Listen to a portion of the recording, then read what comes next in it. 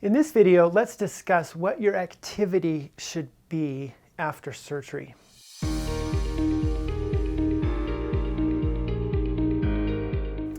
Many patients, when they come in, wonder what their restrictions are going to be after the operation. And they don't want to mess things up, but they want to ensure the best recovery possible. They also want to know when they can go back to work, when they can go back to regular life, and some of their other activities. So let's talk a little bit about this. There are three things that I want to emphasize during the postoperative period when it comes to activity.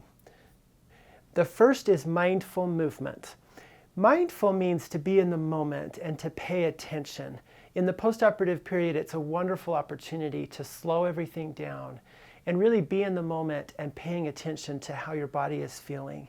It's mindful movement because we want to have an emphasis on moving.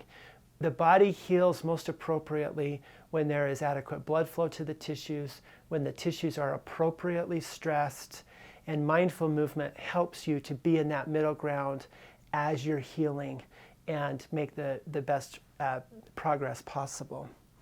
The next thing I would emphasize is to be incremental. The idea of no lifting, twisting, and bending and weight restrictions is probably appropriate in the very early stages of recovery. And I would say that rather than thinking about that idea as a barrier and as a restriction for a certain amount of time, it's really to start with the very, very basics of movement and activity and then gradually increase from there. Think about yourself as an athlete returning to sport after an injury.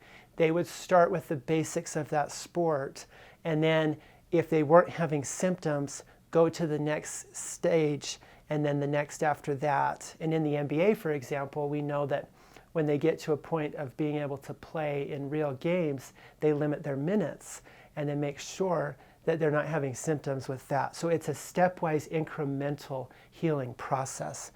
The final thing that I would emphasize is this should be goal-oriented.